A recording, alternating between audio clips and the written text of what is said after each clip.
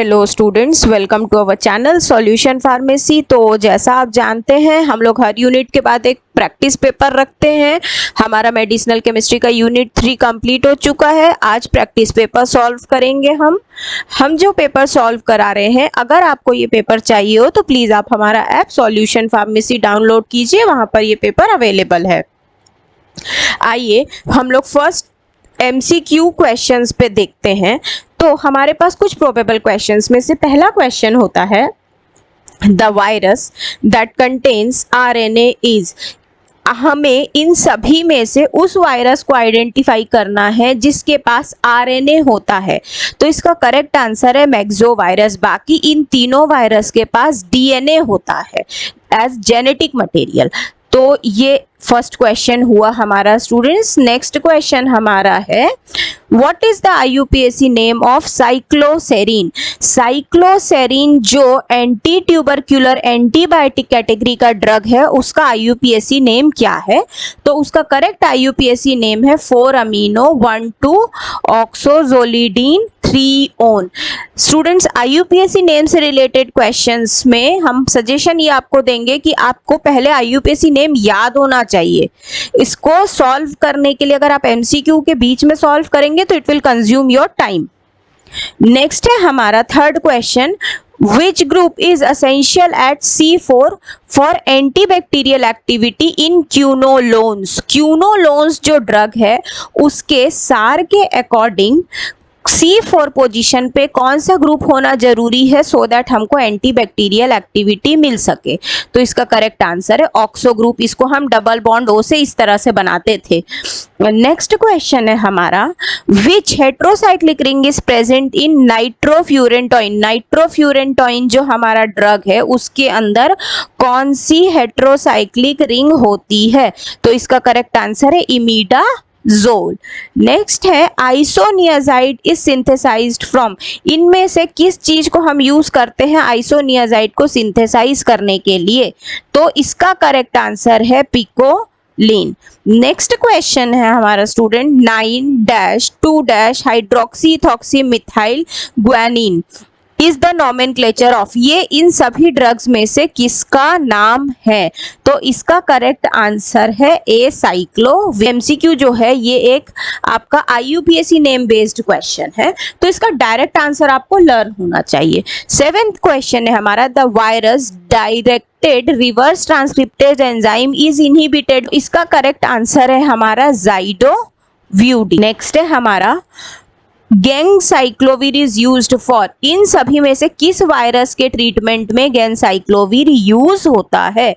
तो इसका correct answer है साइटोमेगालोवायरस जो कि एड्स में होता है। इसके बाद नेक्स्ट क्वेश्चन है हमारा, dash drug is useful for treatment of both HIV and hepatitis. हमको इनमें से वो ड्रग आइडेंटिफाई करना है जो HIV के लिए भी यूज हो और हेपेटाइटिस के लिए भी यूज हो।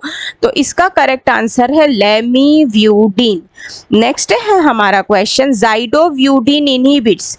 ज़ाइडोव्यूडिन इनमें से किसके इनहिबिशन में काम आता है? तो करेक्ट आंसर है HIV के ट्रीटमेंट में यूज आता है। नेक्स्ट क्वेश्चन है हमारा 11 नंबर का question, that acyclovir has high virus selectivity. हमको मालूम है एसाइक्लोविर की वायरस सेलेक्टिविटी बहुत अच्छी होती है, पर किसकी वजह से? क्यों? बिकॉज ऑफ, है ना। तो करेक्ट आंसर है बोथ A एंड B। मतलब ये प्रिफरेंशियली अपटेकिंग करता है वायरस इन्फेक्टेड सेल का और वायरस स्पेसिफिक एंजाइम को भी ये यूज कर लेता है। नेक्स्ट क्वेश्चन है हमारा, identify the most susceptible virus for acyclovir. इसमें से ससेप्टिबल वायरस कौन सा है एसाइक्लोविर के लिए? तो करेक्ट आंसर है हर्पीस सिंप्लेक्स 1। नेक्स्ट है, आइडोक्सीयूरिडीन इज इंडिकेशन ऑफ। मतलब इसमें से किसके ट्रीटमेंट में आइडोक्सीयूरिडीन को हम यूज करते हैं? तो करेक्ट आंसर है हर्पीस सिंप्लेक्स वायरस के। नेक्स्ट क्वेश्चन है हमारा, identify the antimicrobial drug given by oral route for treatment of urinary track infection. Urinary track infection के ट्रीटमेंट में कौन सा ड्रग है जो ओरल रूट से दिया जाता है इनमें से? तो इसका करेक्ट आंसर है नेलीडिक्सिक एसिड। नेक्स्ट क्वेश्चन है acidic urine increases the antibacterial action of, मतलब कौन सा ड्रग है इनमें से जिसको इंक्रीज्ड एक्शन मिलता है, कब, जब यूरिन एसिडिक नेचर का हो जाता है। तो इसका करेक्ट आंसर है नाइट्रोफ्यूरेनटॉइन। हमारा नेक्स्ट और 16th नंबर का क्वेश्चन है identify the correct statement for methenamine. Methenamine के लिए इसमें से सही स्टेटमेंट कौन सा है। तो मिथेनामाइन का स्ट्रक्चर जब हमने पढ़ा था तो देखा था कि वो फॉर्मेल्डिहाइड में टूट जाता है, तो फॉर्मेल्डिहाइड में रिलीज कराना ये उसका मेन होगा एक्शन। नेक्स्ट है which drug is not useful for treatment of Mycobacterium avium complex infection in ads patient. ऐसे पेशेंट जिनको एड्स है उसको अगर फिर से माइकोबैक्टीरियम एवियम का कोई इन्फेक्शन हो जाता है तो यूज नहीं होता, तो इसका करेक्ट आंसर है आइसोनियाजाइड। नेक्स्ट क्वेश्चन है हमारा conventional regimen are used for short course chemotherapy of tuberculosis is. इसमें से हम लोग कन्वेंशनल रेजिम को आज ज्यादा यूज क्यों करते हैं, तो उसका करेक्ट आंसर है ऑल ऑफ द अबव। मतलब कन्वेंशनल रेजिम जो है वो इफेक्टिव भी ज़्यादा है, टॉक्सिक भी कम है और वो इजीली अचीवेबल रेजिम होता है, कंप्लीशन रेट उसका अच्छा होता है। नेक्स्ट है हमारा identify the reason for using combination therapy for treatment of tuberculosis. Tuberculosis के ट्रीटमेंट में क्या यूज होता है, तो प्रिवेंशन यूज होता है किसका, ड्रग रेजिस्टेंस। ड्रग रेजिस्टेंस ना हो पाए, डेवलपमेंट ना हो पाए ड्रग रेजिस्टेंस का, उसके प्रिवेंशन का जो मेन कारण है वो है। इसके बाद नेक्स्ट क्वेश्चन है in short course regimen for treatment of tuberculosis pyrazinamide and ethambutol is used for. हम इन दो ड्रग्स को शॉर्ट कोर्स में कब यूज करते हैं, तो इसका करेक्ट आंसर है शुरू के 2 महीने तक। फॉर इनिशियल 2 मंथ्स हम लोग इसको यूज करते हैं। देखिए इसके बाद हम कुछ लॉन्ग क्वेश्चंस पे चलते हैं। तो पहला लॉन्ग क्वेश्चन है हमारा right a note on antiviral agents. अब आप क्या जानते हो एंटीवायरल के बारे में, आपको सब कुछ लिखना है।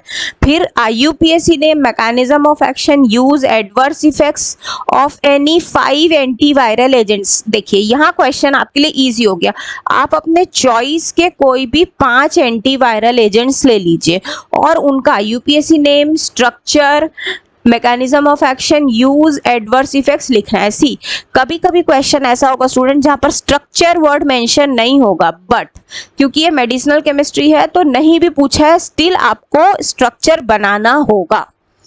ये बाय डिफॉल्ट है कि स्ट्रक्चर तो रिक्वायर्ड ही है। नेक्स्ट क्वेश्चन है what do you mean by urinary tract anti infective agent. अब urinary tract anti infective agent से आप क्या समझते हैं, जो कुछ जानते हैं सब लिखेंगे। एक्सप्लेन सार एंड मैकेनिज्म ऑफ क्यूनोलोन्स। क्यूनोलोन कैटेगरी का पर्टिकुलरली सार और मैकेनिज्म ऑफ एक्शन देंगे। इसके बाद सिप्रोफ्लॉक्सासिन की सिंथेसिस देंगे। नेक्स्ट है right a note of anti tubercular agents. अब क्वेश्चन आपको एकदम इजी कर दिया है, एंटी ट्यूबरक्यूलर एजेंट्स। आप इससे रिलेटेड जो कुछ जानते हैं सब लिखिए, mechanism, classification, adverse effects, uses, drugs के स्ट्रक्चर्स, आप सब कुछ इसमें कवर करेंगे बिकॉज ये एक 10 मार्क का क्वेश्चन है।